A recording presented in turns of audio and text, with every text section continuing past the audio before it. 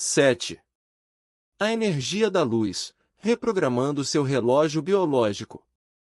Dr. Frederick Cook era um experiente explorador do Grande Norte no século XIX, quando seu navio e sua tripulação ficaram presos no Ártico. Ele jamais perdeu a esperança de sobreviver em um ambiente extremamente hostil.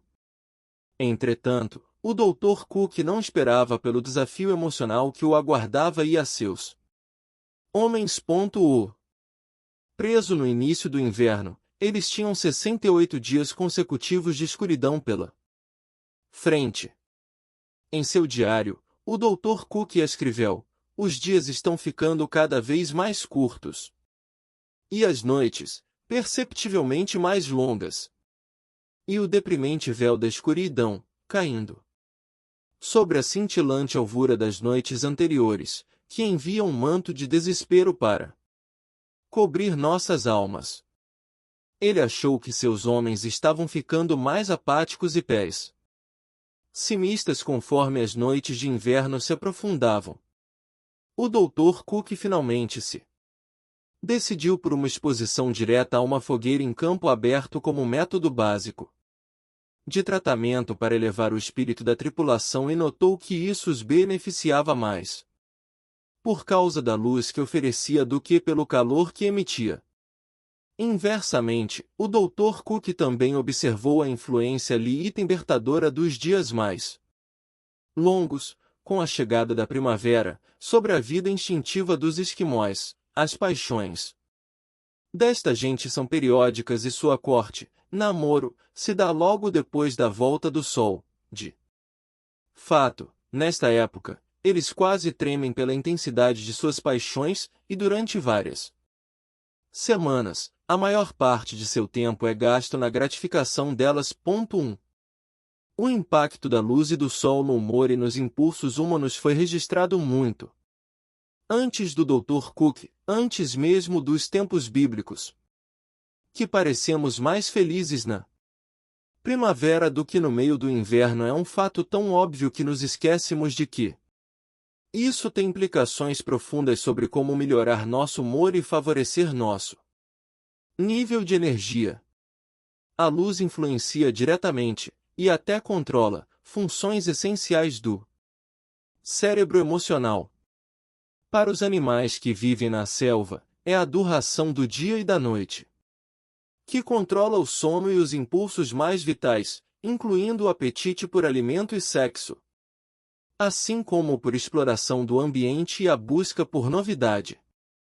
Experiências em laboratório facilmente mostram que a luz é o fator controlador essencial, em oposição às mudanças na temperatura ambiental, à exposição a pólen ou a outros fatores relacionados à mudança das estações. A luz penetra no cérebro através dos olhos, e o impulso neural é transmitido a um grupo especial de células no hipotálamo, um dos principais pontos de saída do cérebro emocional. Como o centro de controle hormonal do corpo, o hipotálamo influencia diretamente o apetite, o impulso sexual, os ciclos de sono e de menstruação, a regulação de calor no corpo e o humor. Por nossas estruturas límbicas serem parecidas com a dos animais, a exposição à luz influencia nossos impulsos e nossas funções biológicas de modo semelhante. Claro, a luz artificial nos libertou dos ciclos restritos do sono e despertar impostos pelo aparecimento e o desaparecimento do sol.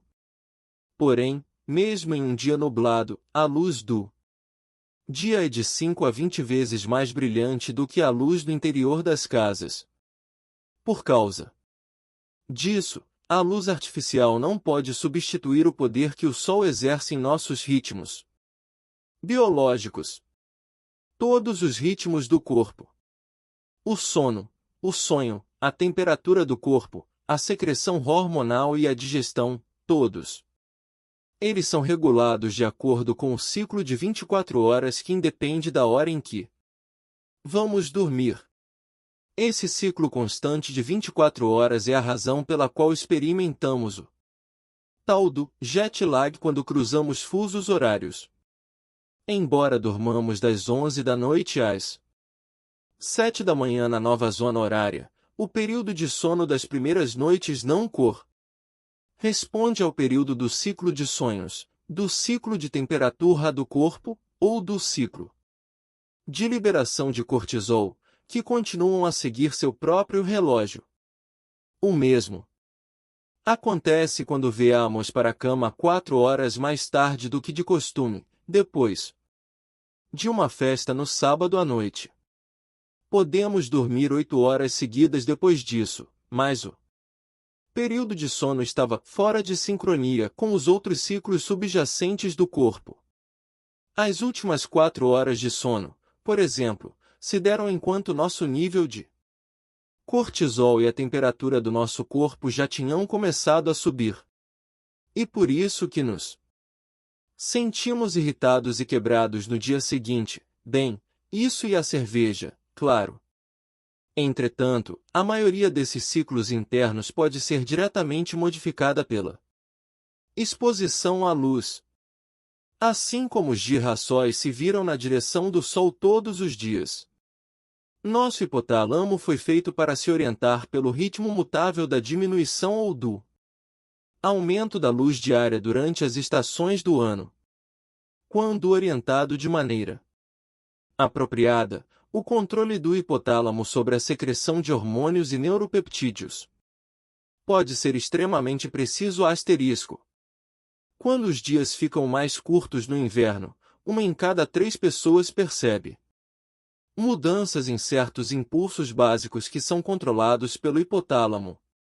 As mudanças parecem-se um pouco com sintomas de hibernação, desejo de carboidrato, pão, massas, batata, doces, mais sono, decréscimo de energia e do apetite sexual, baixa motivação para iniciar novos projetos e lentidão dos processos mentais. Para 10% da população que mora acima da latitude 40, Nova York, nos Estados Unidos, Madrid, na Europa, tais sintomas ganham uma proporção de depressão clínica entre novembro e março. 2 Os sintomas dessa desordem afetiva sazonal são extraordinariamente mais físicos do que psicológicos, uma vez que refletem mudanças nos impulsos fisiológicos, mais do que consequências dolorosas de ordem emocional. Quando Frank veio me ver, fiquei pasmo pela aparente falta de explicação psicológica para os sintomas que o atormentavam havia 2 anos. Um homem de negócios bem-sucedido, quarentão, Frank era bem apessoado e simpático, bem falante. E estava muito à vontade no que se refere a questões particulares de sua história pessoal.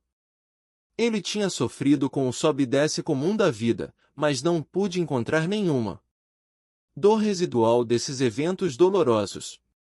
Seus negócios foram estressantes às vezes, mas tudo permanecerá dentro dos limites que lhe eram família Reis, um nível de dificuldade que ele geralmente experimentava como mais de estímulo e desafio do que algo esmagador. Todavia, nos últimos 2 anos Frank havia consultado uma série de médicos em busca de alívio para um acesso de fadiga crônica progressivo e debilitante, confusão mental, sono agitado e dor no pescoço e nos ombros. Esses sintomas acabaram por levar a secreção de melatonina à noite, por exemplo, é iniciada minutos depois de escurecer e continua até que qualquer sinal de luz seja registrado. Uma vez reconhecida a luz, o fluxo de melatonina é interrompido em segundos. Rua Y. Moore, 1996. Neural Control of the Pineal Gland, Behavioral Brain Research 73, 12125. 130. Lua trabalhar só meio período. Em face dos clássicos pontos nevrálgicos que ele apresentava ao longo da coluna e no pescoço, áreas do tamanho de uma moeda de 1 centavo que são extremamente sensíveis à pressão pelo médico, foi diagnosticado que Frank tinha fibromialgia. Fibromialgia é um caso pouco compreendido que associa várias características de depressão, fadiga prostradora e dor.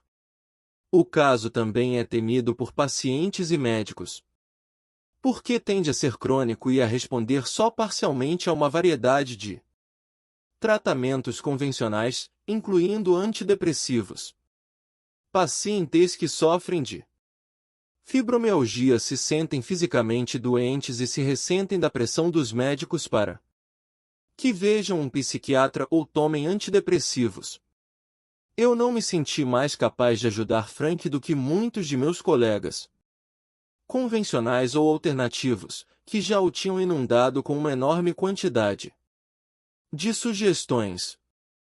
Sob o tratamento de vários médicos, ele tentará de tudo, da nutrição à psicoterapia e anti-inflamatórios, mas nada fora de grande ajuda.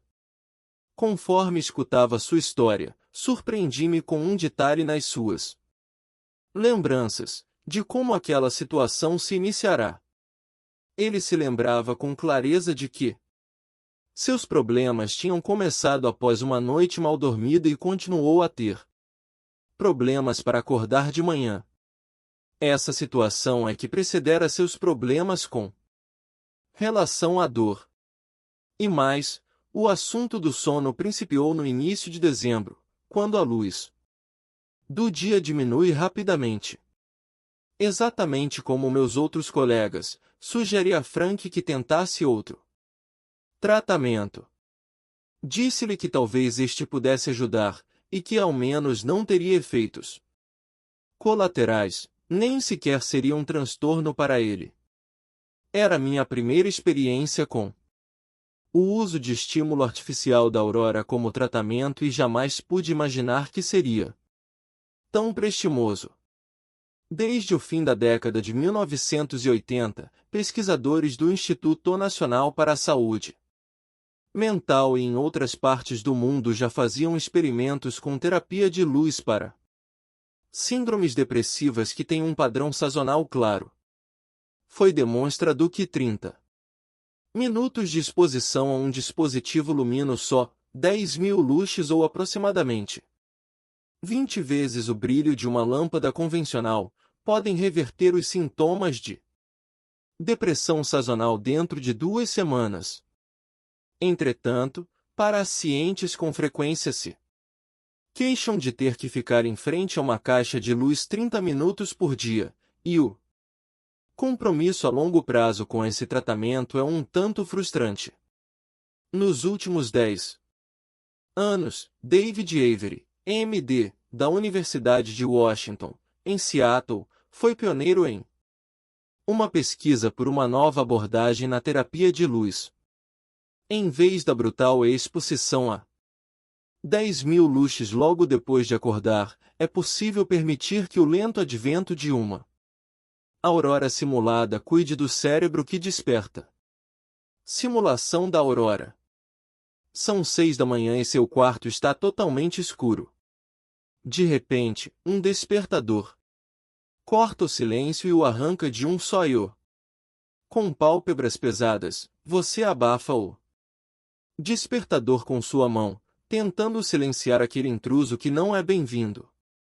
Mais 5 minutos, você implora, cansado. Ainda não amanheceu, mas a outra alternativa? Sim, a outra alternativa, o aparelho que simula a aurora. Você precisa acordar às 6 da manhã? Às 5h15 o aparelho começa a iluminar o seu quarto aos poucos. Devagar e progressivamente, ele simula o surgimento, primeiro muito lentamente e depois mais depressa, do Sol, o sinal a que seu cérebro emocional tem estado ligado para acordar nos últimos milhões de anos de evolução no planeta Terra. Após várias horas de escuridão, seus olhos se tornaram tão sensíveis aos sinais luminosos que podem detectar essa suave transição mesmo por trás das suas pálpebras cerradas. Quando os primeiros raios de luz aparecem, eles são registrados pelo hipotálamo e iniciam a preparação do nosso cérebro para a suave transição para o despertar.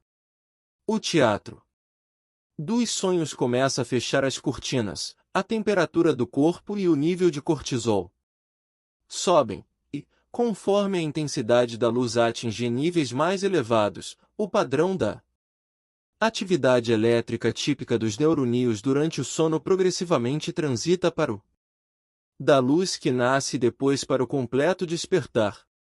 Estudos recentes feitos em pessoas que sofrem de depressão no inverno sugerem que a simulação da aurora pode ser até mais eficaz do que ficar exposto a uma caixa de luz de alta intensidade. 3 Talvez isso se deva ao fato de que a simulação da aurora utiliza os mecanismos de controle natural dos ritmos circadianos, período de 24 horas, do corpo.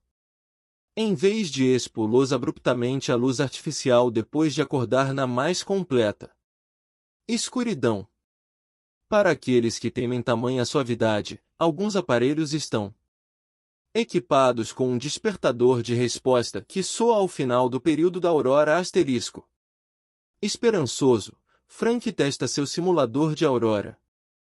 Ele liga seu abajur, no criado mudo, a um pequeno dispositivo eletrônico que pode ser programado como um despertador. Na manhã seguinte, acordou com a luz do abajur antes que o despertador tocasse. Em uma semana, notou um padrão diferente em seu despertar. Ele normalmente ainda estaria sonhando e sendo arrancado do sonho, mal se dando conta de que já era dia, e depois voltaria ao sonho novamente. Esse mergulho para dentro e para fora da consciência acontecia uma ou duas vezes antes que Franz percebesse que seu corpo e sua mente estavam cada vez mais despertos e cada vez menos interessados em voltar a dormir. Em 2 semanas Frank se deu conta de que estava mais alerta durante o dia e capaz de pensar com mais clareza. Seu humor estava melhorando. Depois de alguns meses, a nova técnica de despertar começou até a ajudá-lo em relação à dor, embora ela jamais tenha desaparecido totalmente. Frank descreveu sua experiência em uma carta que enviou à empresa fabricante do simulador de aurora. Eu mal posso descrever a diferença que esta luz já fez em minha vida. Nenhuma outra abordagem me ajudou tanto. Assim, o fato de ela ser completamente natural é um bônus, uma vez que abomino tomar remédios. Não compreendo como ela funciona, mas, com certeza, me sinto mais descansado, coerente e energizado quando acordo. Isso faz toda a diferença em meu dia, todos os dias. 4. O aspecto mais fascinante do simulador da aurora talvez seja quão importante ele pode ser para todos nós, deprimidos ou não, estressados ou não. Quando ainda era estudante de medicina, minha primeira exposição à psiquiatria foi no Centro Médico de Stanford, onde aprendi sobre o sono, suas diferentes fases e sua relação com os problemas mentais. Nosso professor, Vincent Zarcone, M.D., era um dos principais pesquisadores do sono no mundo. Ele descreveu para nós como sono com sonhos, também conhecido como sono REM, rápido movimento dos olhos, ou sono paradoxal, porque o cérebro parece estar completamente acordado embora o corpo esteja totalmente relaxado. Ocorre sobretudo na última parte da noite, no momento em que o cérebro e o corpo se preparam para acordar.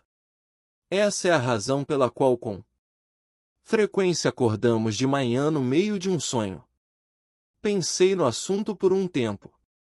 Já tinha notado que era desagradável ser acordado de manhã, no meio de um sonho, por um despertador, e como era bem melhor acordar depois que o sonho tivesse terminado. Findada a palestra, perguntei ao Dr. Zarcone se já Havia sido inventado um dispositivo capaz de evitar que o despertador tocasse enquanto a pessoa estivesse sonhando.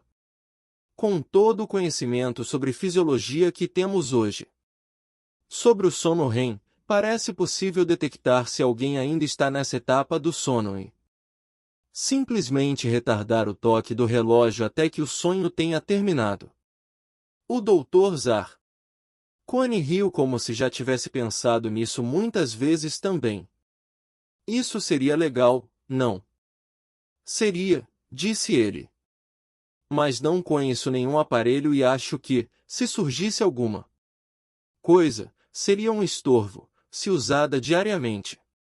Isso se passou há 20 anos. Hoje, simuladores de aurora parecem uma resposta tão óbvia para o problema que nos fazem indagar como ninguém pensou nisso antes.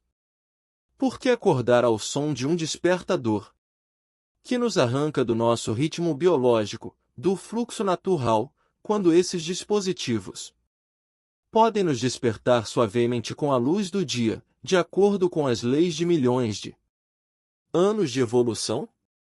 Tão mais intrigante é a possibilidade de essa tecnologia impecável poder trazer benefícios que vão muito além das mudanças sazonais de humor e das manhãs mais suaves. A terapia da luz tradicional pode ser útil em uma variedade de condições. Em alguns estudos, descobriu-se que ela estabiliza o ciclo menstrual, melhora a qualidade do sono, reduz a necessidade de carboidratos e a frequência de bebedeiras que alguns precisam tomar no inverno e, assim, favorece a resposta aos antidepressivos nas pessoas que têm, por sua vez, resistência ao tratamento. 5 Recentemente, pesquisadores da Universidade da Califórnia, em San Diego, descobriram que apenas 5 dias de exposição matinal à luz poderiam aumentar a secreção de testosterona em homens saudáveis em mais de 60%. 6 Nenhum desses efeitos foi testado com o simulador de aurora, somente com a exposição à caixa de luz brilhante. Se tais resultados fossem obtidos com o simulador da aurora, sugeririam que todos poderíamos melhorar de maneira significativa nosso bem. Estar simplesmente mudando o jeito de acordar de manhã. Não há dúvida de que esta será uma área de pesquisa ativa nos próximos anos. Se a luz pode ordenar nossos ritmos físicos mediante seu controle sobre o cérebro emocional, 5.000 anos de medicina tradicional tibetana e chinesa sugerem ainda outro modo poderoso de modular o fluxo de energia entre a mente e o corpo. Apesar de sua simplicidade e elegância, esse sistema de medicina somente agora começa a ser explorado pela ciência ocidental. E já estamos aprendendo alguma coisa sobre sua misteriosa eficácia.